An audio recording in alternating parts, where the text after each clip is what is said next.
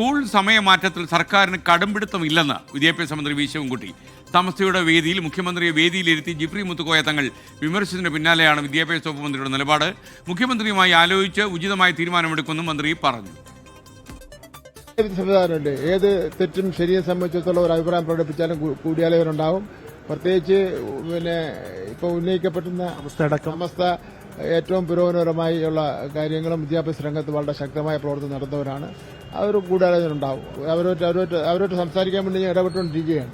കിട്ടിയവരെ സംസാരിക്കാൻ മുഖ്യമന്ത്രിയായിട്ടോട് സംസാരിച്ചിട്ട് തീരുമാനമെടുക്കും.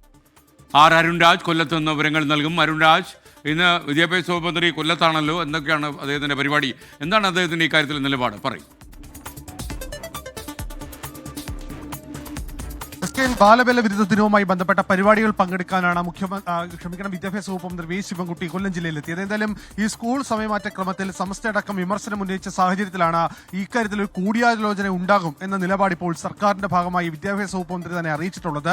കാരണം സംസ്ഥ നേരത്തെ തന്നെ ഈ സ്കൂൾ സമയമാറ്റ ക്രമം അത് മതപഠനത്തെ അടക്കം വലിയ തോതിൽ ബാധിക്കുമെന്ന വിമർശനമടക്കം മുന്നോട്ട് വെച്ചിരുന്നു. മുഖ്യമന്ത്രിയെ തന്നെ വേദിയിലിരുത്തിയായിരുന്നു ഈ വിമർശനം. ഇതിന് പിന്നാലെയാണ് കൂടിയാലോചനകൾക്ക് ശേഷം മാത്രമേ ഇക്കാര്യത്തിൽ നിലപാടെടുത്ത് മുന്നോട്ട് പോകൂ എന്ന കാര്യം ഇപ്പോൾ വിദ്യാഭ്യാസ മന്ത്രി അറിയിച്ചിരിക്കുന്നത്. സർക്കാരിന് ഇക്കാര്യത്തിൽ ഒരു കടുംപിടുത്തവുമില്ല. സർക്കാർ ഇതുമായി ബന്ധപ്പെട്ട ആലോചനകൾക്കായി കടന്നിരിക്കുകയാണ്. ബന്ധപ്പെട്ട വകുപ്പുകളോട് ഈ സംസ്ഥയുമായി അടക്കം സംസാരിക്കാനുള്ള ആവശ്യം നിർദ്ദേശം ഇപ്പോൾ നൽകിയിട്ടുണ്ട് എന്നുള്ളതാണ് വിദ്യാഭ്യാസ വകുപ്പ് മന്ത്രി വ്യക്തമാക്കുന്നത്. മുഖ്യമന്ത്രിയുമായി ആലോചിച്ച ശേഷം മാത്രമായിരിക്കും ഇക്കാര്യത്തിൽ തീരുമാനമെടുക്കുക. ദേശീയ വിദ്യാഭ്യാസ നയത്തിന്റെ ഭാഗമായിട്ടാണ് സമയക്രമം മാറ്റിയത് എന്നുള്ളതാണ് വിദ്യാഭ്യാസ മന്ത്രി ഇക്കാര്യത്തിൽ വിശദീകരണമായി പറഞ്ഞത്. എന്തായാലും കൂടിയാലോചനകൾക്ക് ശേഷം മാത്രമേ കഴിഞ്ഞ ദിവസം ഇറങ്ങിയ നിർദ്ദേശം ഉത്തരവ് അത് നടപ്പാക്കുകയുള്ളൂ എന്ന നിലപാട് സർക്കാർ ഈ ഘട്ടത്തിൽ വ്യക്തമാക്കിയിട്ടുണ്ട്.